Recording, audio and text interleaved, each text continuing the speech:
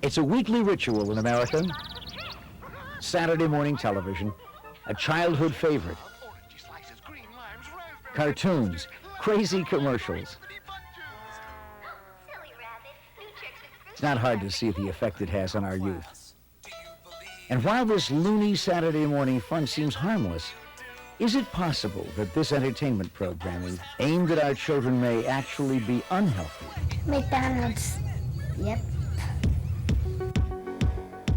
Advertisements for high-fat, high-sugar foods lead our children and their parents here, down the aisles of our supermarkets, lined with products of sometimes little or no nutritional value, shelves filled with minefields of junk food, harmless looking enough on the outside, but after further inspection, the side panels read like a how-to ingredient list for obesity and high cholesterol. Are Madison Avenue and big corporate food companies poisoning the kids of America, raising your children to be junk food junkies?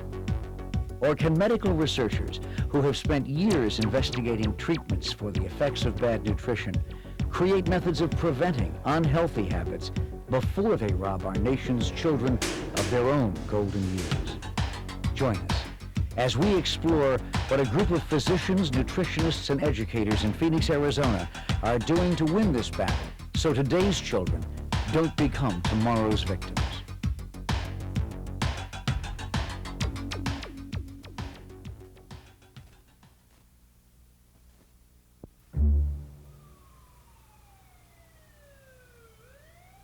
It's 5:30 Monday morning in Phoenix, Arizona.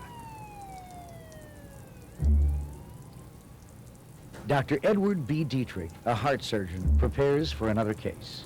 This is a young gentleman who's got obstruction of his coronary arteries. Our plan is to bypass around that artery so that we can bring normal circulation down the heart muscle. This patient was lucky. Painful warning signs sent him to the Arizona Heart Institute and Foundation for a diagnosis.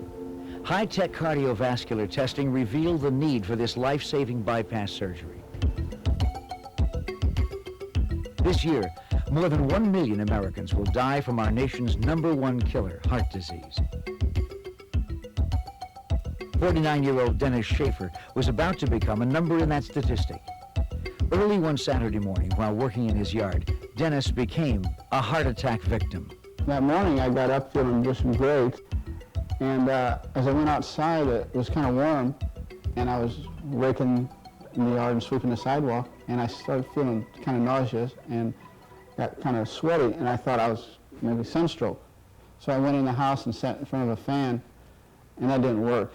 So then I started to get chest pain right away, and I just felt such a tremendous pressure on my chest. So the circumstances that led to Dennis's heart attack weren't due to a sudden medical problem, rather a long disease process which began early in childhood.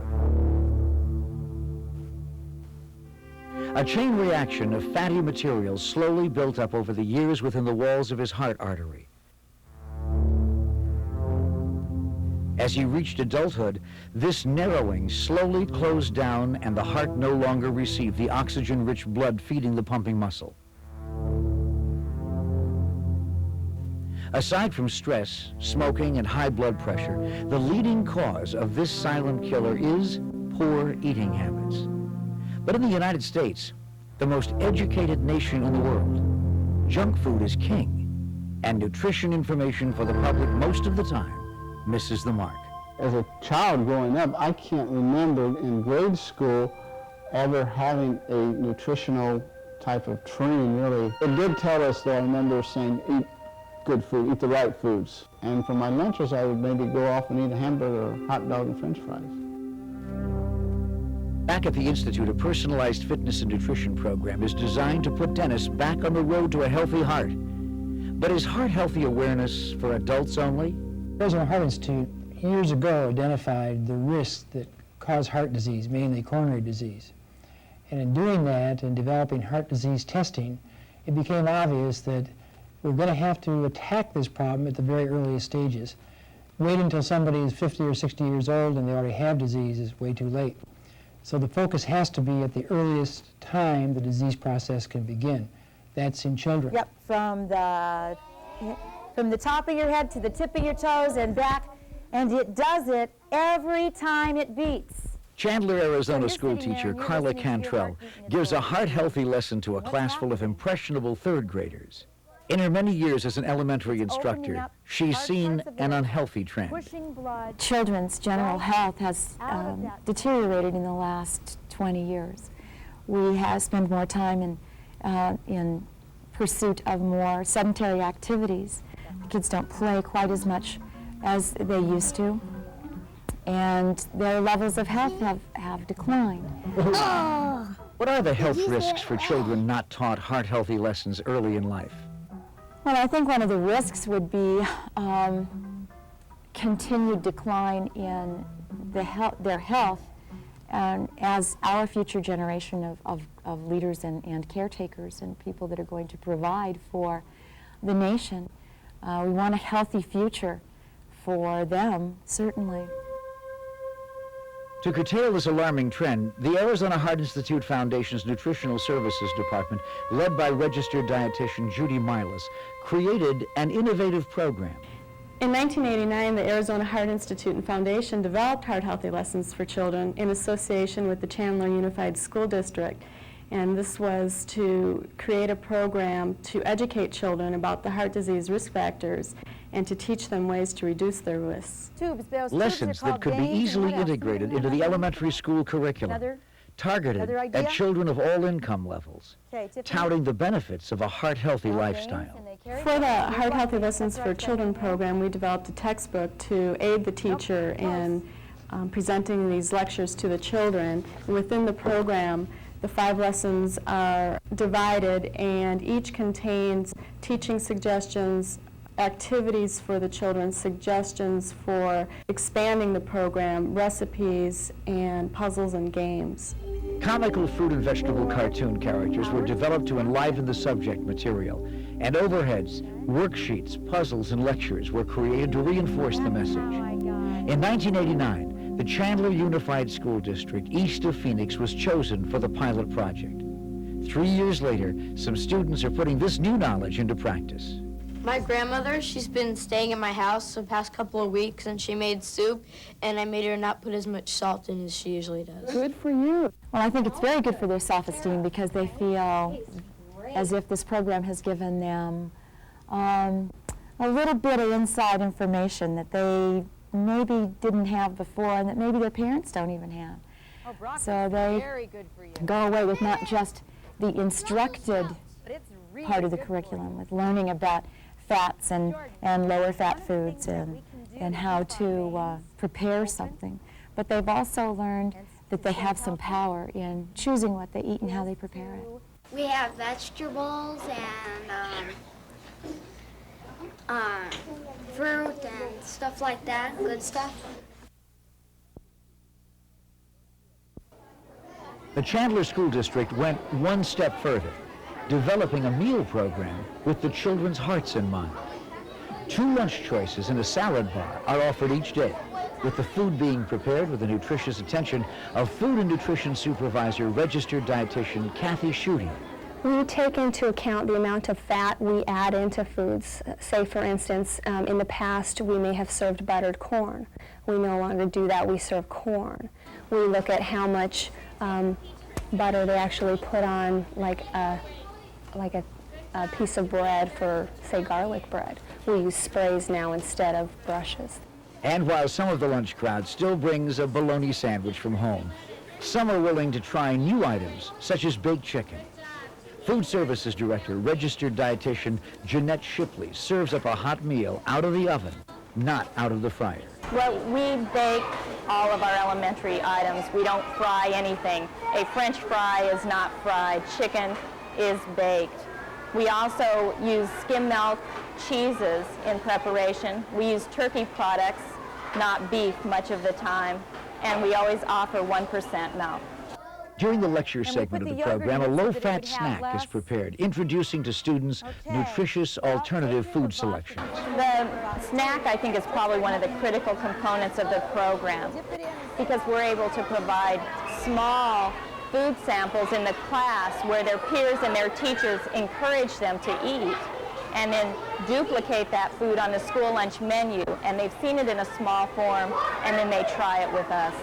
The snack, which the children prepare themselves, is then offered as a lunch choice in the cafeteria the following day. Cheese, tuna, and broccoli. But I think if you give them the choices and help them make the choices and make them easier, then they'll eat them. I think that people equate nutrition with, bland, boring food. So if you can make things interesting, I think nutrition will be interesting. The program has also had a positive influence on some parents of the children. Parents' response has been somewhat curious. Their curiosity shows. Oftentimes I get notes from them saying that their children have altered their eating habits or have interrupted the shopping at the grocery store to say, excuse me, but we should get this instead of that because this has less fat than that does. We generally do a label reading lesson in conjunction with the curriculum, and so the kids will follow their parents around and read the labels, and some parents respond to that favorably. Most of them do. Some of them find it a little strange at first. What makes greasy stuff? What makes greasy stuff greasy? What are you putting? Oil? What else? But while the program was successful in the Chandler classrooms, there was still one more enemy for the heart-healthy lessons to tackle.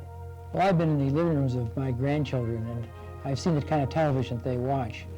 The kind of television that's being shown to young children today, particularly the advertisements, I think are geared to unhealthy kinds of diets, unhealthy nutrition, lack of exercise, the kinds of things that we know precipitate heart disease later in life. There it is. America's #1 killer right there before your eyes.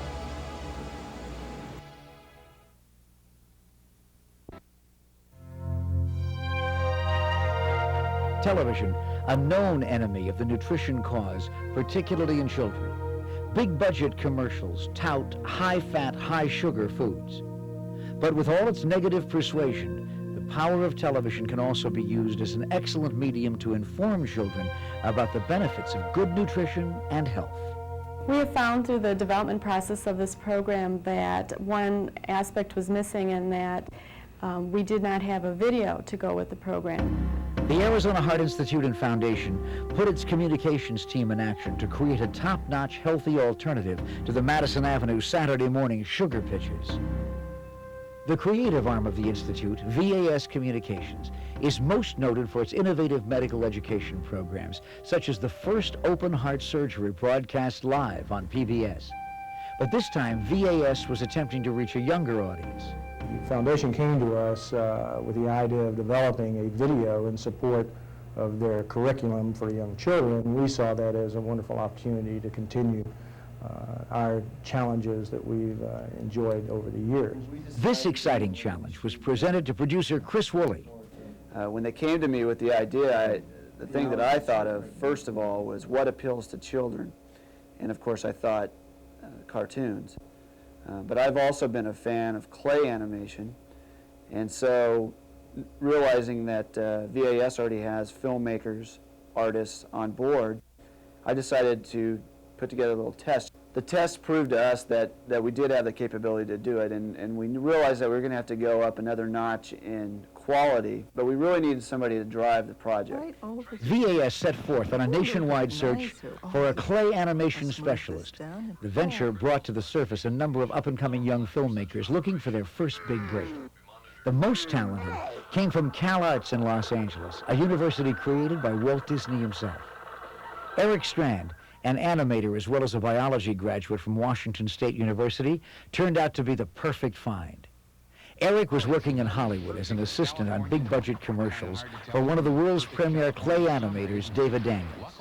This is a very interesting project to work on because it involves, clay animation, which is what I've been studying for the past 2 years, and it also involves biology and the functions of the human body.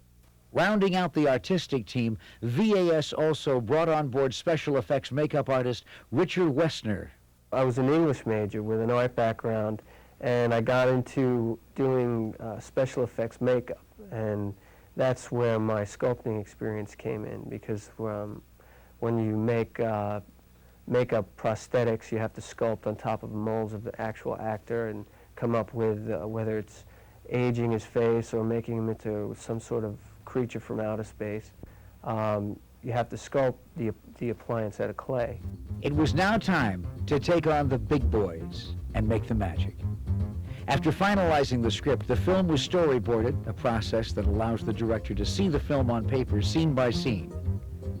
Each camera shot is drawn on a panel and laid out in the order that it will appear on the film. This allows the creative team to see the big picture, enabling them to organize and make revisions to the story before filming begins. Another part of the pre-production process is character development. And they all have certain personalities that you want, and you actually sketch out a whole a number of drawings that represent these characters. And it's character development because you start with a certain sketch and you rework it over and over again until you get the character that you want. During this character development, the hero of the film was born, Smart Heart. The figure was designed to be anatomically accurate and also appealing to children. After Smart Heart and his supporting cast were developed, there came the process of finding the voices that go with the personalities of the characters. After numerous auditions, the voice of Smart Heart was found in Al Ortiz, a musician and singer from a Phoenix reggae band. Hey, Billy, you know it's true. Greasy foods and sweets are bad for you. After the music was composed and the character voice tracks recorded, the production really heats up. Each audio element of the film is broken down on paper. Every character movement and lip sync for the over 7,000 individual frames of film to be shot is charted on a log sheet. For instance, for Mrs. Bell, who is a teacher, she had this one part where she said, "Okay, students." Okay, students, today we're going to learn about nutrition and exercise. What you would do is take the O, the okay part of the O, and you would find out where that falls, and you'd mark that on the X sheet, and then you would go down the X sheet to where K falls, okay, and then you'd mark down K, and so on, all the way down. When you do this, what you're breaking down really is a working script that you're going to be able to animate to. At the same time, Richard began construction on the 10 miniature sets to be used on the film. Some of the special things that we had to do in building sets were considering forced perspective to make them appear a lot larger than they actually are. We sort of have to fool the camera lens into believing that the classroom was a full-scale classroom, or the junk food set was actually the inside of the back part of a stadium. And it isn't a joke. Don't you ever start to smoke. With freelance assistant sculptors, Eric and Richard began sculpting the over 50 characters in different shapes, sizes, and colors. The character is not just a lump of clay. It's built on top of an aluminum armature. The aluminum gives it the structure and stability that enables us to animate it. Exercise is one good way to keep yourself healthy each and every day. After 2 months of pre-production, Shooting finally begins. We start with a character. They're not going to move on their own, so we have to move them. We have to breathe life into them. So what we have to do is actually move that character frame by frame. Billy, Billy, open your book now. Billy! There are 30 frames of film shot per second. Every character is moved slightly for each frame according to the log sheet. So what we do is we set the character up, and we'll take a picture of that character, put our hands in there, move the character, move the arms up maybe a millimeter, take another picture. The series of pictures that results on the film gives the illusion of life, gives the illusion of action. Size of your fist with the other hand. Whoa! And now, boys and girls, your friend and mine, Mr. Hart. Dr. DJ.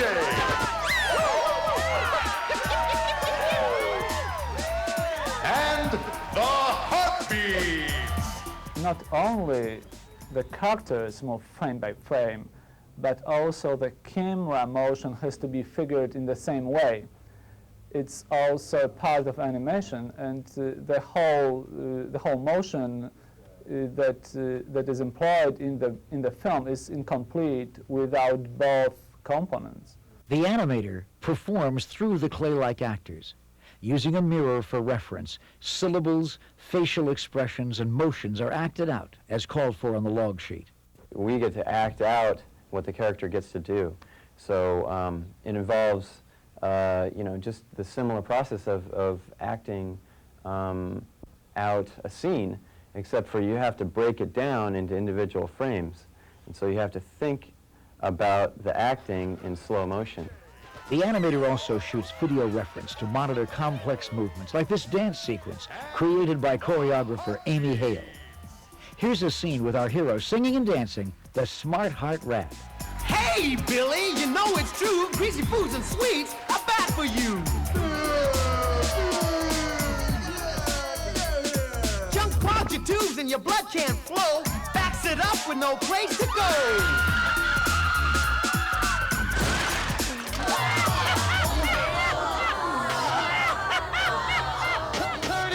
But here's some things that you can do to keep your ticker running like new. Eat skinless chicken, fish and turkey too. Don't fry it in the skillet. Try the barbecue.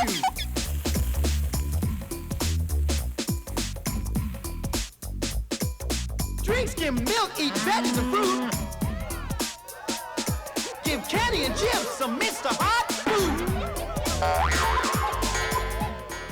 Before the film's premiere, the Arizona Heart Institute and Foundation decided it was time for some market testing. And just like the big Hollywood studios, a high-priced consulting group was brought in for a review of the film. The heart was cool. Mr. Hart, what'd you like about him? Told the kids to eat good food. I like the heart when it danced. Awesome music. Because when the guy was smoking, he squirted the water in his face. That's the end of our song.